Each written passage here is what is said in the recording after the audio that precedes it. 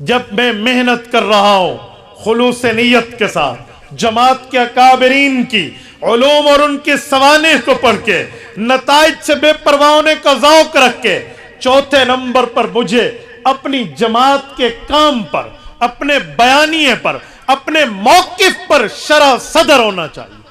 شرح صدر کسے کہتے ہیں؟ شرح صدر کا کیا معنی ہے؟ شرح کھولنے کو کہتے ہیں، صدر سینے کو کہتے ہیں۔ کیا مطلب؟ میں کوئی بائی پاس کرواؤں گا؟ میں کوئی سینہ پھاڑوں گا؟ شرح صدر کا کیا مطلب؟ اس موقع پہ شرح صدر کا مطلب سمجھیے۔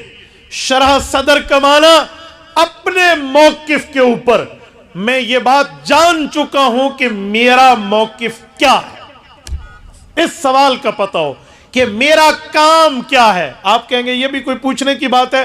جی ہاں، میں اپنے 4 ماہ جب تبلیغی جماعت میں حضرت حاجی عبدالوہاب رحمہ اللہ کی خدمت میں تھا، میں 20 دن حضرت حاجی صاحب کی خدمت میں رہا رائے میں نے حاجی صاحب سے ایک دعا سیکھی بھی ہے، سنی بھی ہے، اور مانگنے کی ان کی ہمیں ترغیب بھی تھی۔ حضرت حاجی صاحب فرماتے تھے کہ بیٹا دعاؤں میں ایک دعا یوں رکھو، اے اللہ میرے اوپر میرا کام کھول دے۔ یہ حضرت حاجی صاحب کے لفظ ہوتے تھے۔ میں بڑوں کی بات کو کوٹ کر رہا ہوں، من عالم کے من عالم، لیکن میں بات کر رہا ہوں ہمارے بڑے کیا کہتے، فرماتے اللہ ہمارے اوپر ہمارا کام کھول دے۔ پھر ہم جا کے سمجھے اس بات کا مطلب کیا ہے۔ دراصل حضرت حاجی صاحب ہمیں حضرت موسیٰ علیہ السلام کی دعا کا آسان لفظوں میں مطلب بتا رہے تھے۔ جب سورت نمبر 20 سورت طٰہٰ پارہ نمبر 16 میں موجود ہے، رب کریم نے حضرت موسیٰ علیہ السلام کی دعا کو ذکر کیا، قال رب اشرح لی صدری ویسر لی امری واحلل عقدۃ من لسانی یفقہوا قولی۔ 3 دعائیں ہیں، چوتھا نتیجہ ہے۔ حضرت موسیٰ علیہ السلام نے دعائیں بھی مانگی ہیں، اچھے نتیجے کے لیے اللہ سے اپنی بات بھی عرض کی ہے۔ پہلی چیز رب اشرح لی صدری، اللہ میرے اوپر میرا کام کھول دے۔ کیا مطلب؟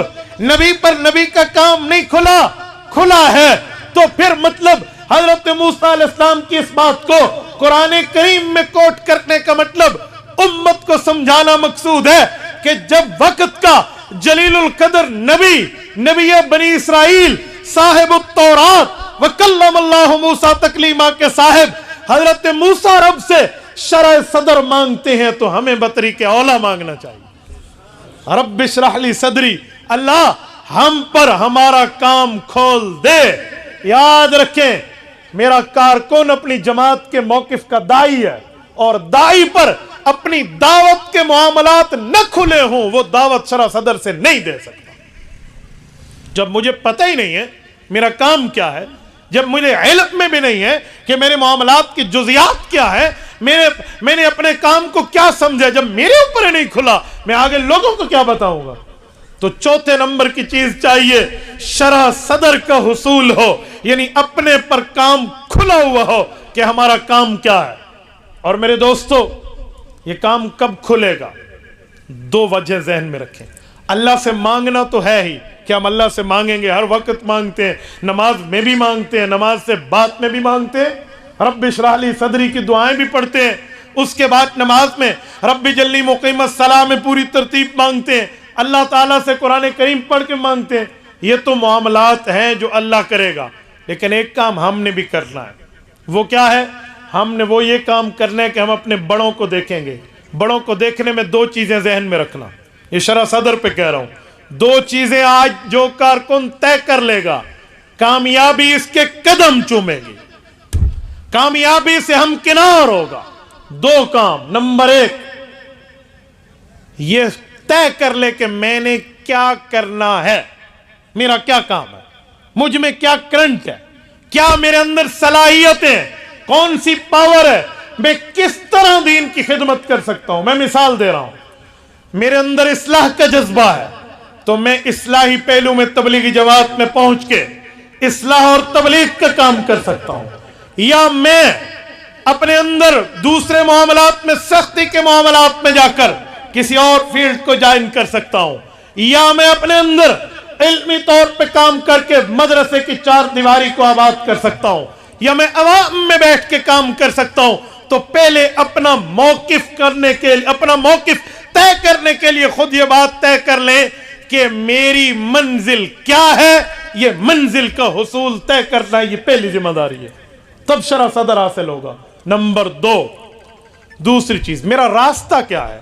میں کس کو آئیڈیل رکھنا چاہتا ہوں، کس کو اپنے سامنے رکھنا چاہتا ہوں، کس کو بنیاد بنا کر چلنا چاہتا ہوں. میں مثال دے رہا ہوں، حضرت مدنی رحمہ اللہ بہت بڑا نام ہے، حضرت تھانوی رحمہ اللہ بہت بڑا نام ہے. تو حضرت مدنی کا مزاج تحریکی ہے، حضرت تھانوی رحمہ اللہ کا مزاج نظم و ضبط کا ہے. تو اگر ان دو اکابر سے مجھے پیار ہے، اور یقیناً پیار ہے، تو تحریک کی نسبت میں نے حضرت مدنی سے لینی ہے، نظم و ضبط کی نسبت میں نے حضرت تھانوی سے لے کر یکجا کر کے چلنا. میں نے کرنا کیا ہے؟ کس کو آئیڈیل بنانا ہے؟ یاد رکھیں، جب ہم منزل متعین کر لیں گے اور راستہ متعین کر لیں گے، کس کو دیکھ کے، کس کی پیروی کر کے، کس کے ساتھ رہ کے چلنا ہے، کامیابی ہمارے قدم چومے گی. یاد رکھیں، ہم ڈگمگاتے تب ہیں جب ہم ادھر دیکھیں یار دلائل تو اس کے بھی مضبوط ہیں، ادھر دیکھیں دلائل تو اس کے بھی مضبوط ہیں. بھائیو، دین کی سب جماعتوں کے دلائل مضبوط ہیں، تو یہ دیکھ تیرا مزاج کہاں سے ملتا ہے. مسجد میں داخل ہونے کے 8 دروازے ہیں، تو ایک دروازے سے نکل، پھر دوسرے سے آ، پھر تیسرے سے نکل، پھر چوتھے میں آ. یہ بھی مسجد کا گیٹ، وہ بھی گیٹ، وہ بھی گیٹ. تو نے دروازے بدلتے رہنے ہیں، تو محراب تک نہیں پہنچ پائے گا. تو چاہتا ہے تو محراب تک آئے، منزل تک جاؤ، تو کسی ایک دروازے سے لو راستہ اور چلتے چلتے وہاں پر پہنچ جاؤ. دوسرے دروازوں کو اچھا تو سمجھو، لیکن اپنے دروازے پر مضبوطی اختیار کر لو. آج مسئلہ یہ ہے، میں دوسرے سے متاثر تب ہوتا ہوں جب میرے اندر یہ چیز نہیں ہوتی. میں نے منزل اور راستہ یہ دونوں متعین کرنا ہے، تب جا کر مجھے شرح صدر ہوگا، ورنہ میرے اوپر میری جماعت کا کام نہیں کھل سکتا. یہ طے شدہ بات ہے. اور میرے دوستو، جب آپ پر آپ کا کام کھلے گا تو پھر آپ کی باتوں میں وہ اثر ہوگا جس کو ایک شاعر نے کہا کہ جو بات دل سے نکلتی ہے اثر رکھتی ہے. بات دل سے نکلتی ہے، اثر رکھتی ہے. پھر اس کے لیے لچھے دار الفاظ کی ضرورت نہیں پڑے گی، لفاظی اور خطابت کی مہارت کی اور صورت کی ضرورت نہیں ہوگی. وہ ایک لفظ ہوگا، چاہے ٹوٹا پھوٹا ہوا، جڑا ہوا کیوں نہ ہو، وہ دوسرے کے دل میں جا کر گھر بنا لے گا. یہ شرح صدر ہے. یہ تب ملے گا جب راستہ اور منزل